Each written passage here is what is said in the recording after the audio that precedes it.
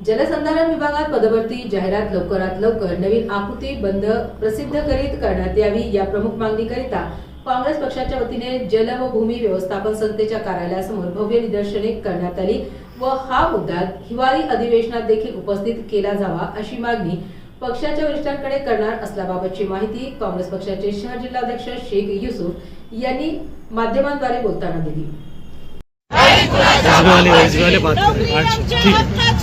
क्या हुआ बात भाजप सरकार होश में आओ, होश में आओ, होश में आओ। भाजप सरकार होश में आओ, होश में आओ, होश में आओ। भाजप सरकार होश में आओ, होश में आओ, होश में आओ। नोकरी आमच्या हक्काची नाही कुणाच्या बापाची, अरे नोकरी आमच्या हक्काची नाही कुणाच्या बापाची, नोकरी आमच्या हक्काची नाही कुणाच्या बापाची। संजय झालीच पाहिजे, जलसंधारण विभागात भरती झालीच पाहिजे, झालीच पाहिजे, झालीच पाहिजे। या निष्क्रिय सरकारचं करायचं काय, खाली मुंडकं वर पाय, या निष्क्रिय सरकारचं करायचं काय, खाली मुंडकं वर पाय। अरे लढेंगे जिंकेंगे, लढेंगे जिंकेंगे।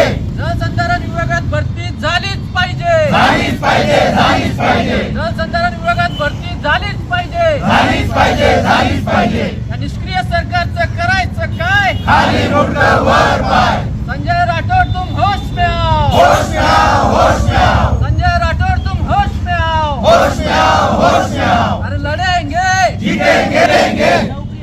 नोकरी आमच्या हक्काची नाही कुणाच्या बापाची, नोकरी आमच्या हक्काची नाही कुणाच्या बापाची, अरे नोकरी आमच्या हक्काची नाही कुणाच्या बापाची। संजय राठोड होश में आओ, होश में आओ, होश में आओ। संजय राठोड होश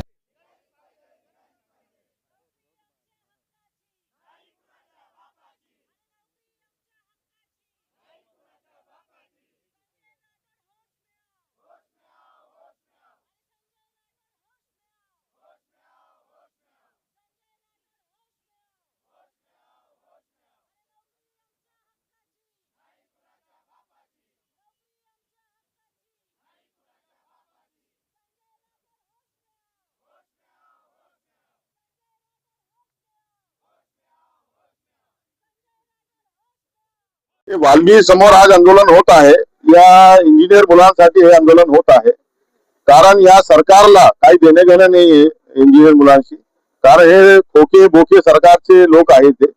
आणि संजय राठोड यांनी ताबडतोब या जाहिरात काढून या मुलांना नोकरीमध्ये समाविष्ट करून घेण्यात यावे, नाहीतर संजय राठोडला या शहरामध्ये आम्ही येऊ देणार नाही असे आमचे आव्हान आहे।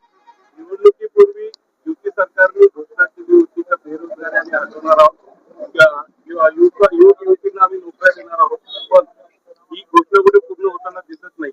हे या सरकारला फक्त बेरोजगारांनाच हटवलेलं आहे। आता हे बघा तुम्ही, शेतकऱ्याचा काय प्रश्न आहे, आता बेरोजगारांचा काय प्रश्न आहे, महागाईचा प्रश्न आहे।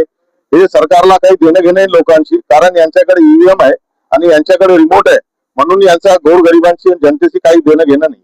नागपूरला हिवाळी अधिवेशन चालू आहे, याचे पडसाद आपल्या आमदारांकडून हिवाळी अधिवेशनात पडण्याची शक्यता आहे। नाही, आम्ही आमच्या काँग्रेसच्या आमदारांना सांगत आहोत की हे प्रश्न आता तुम्ही विधान सभामध्ये उचला, अधिवेशन चालू आहे आणि आमची मागणी ते मान्य करतील। आणि हे आता 2 दिवस राहिलेलं अधिवेशन आणि ते उचलले नाही तर आम्ही याच्या नंतर पण तीव्र आंदोलन करू।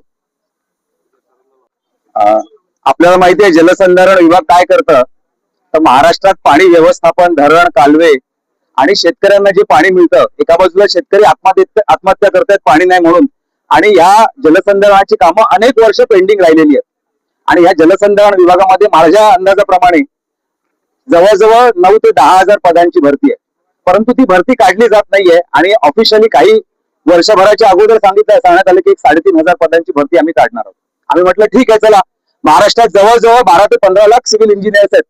हे कशासाठी सिव्हिल इंजिनियर झालेले आहेत, तर राज्य घडवण्यासाठी, राष्ट्र घडवण्यासाठी। ही शेतकऱ्याची पोरं आहेत, कष्टकऱ्याची पोरं आहेत, हे डिप्लोमा होल्डर्स आहेत, डिग्री होल्डर्स आहेत, आणि यांच्या बापाकडे परदेशात जाऊन शिक्षण घ्यायचा पैसा नाहीये, म्हणून हे स्थानिक डिप्लोमा झाले, डिग्री झाले। काय यांचा विचार होता, 2015-16 पासूनची पोरं आहेत, वयाच्या 20-22व्या वर्षी 25व्या वर्षी त्यांनी अभ्यासाला सुरुवात केली।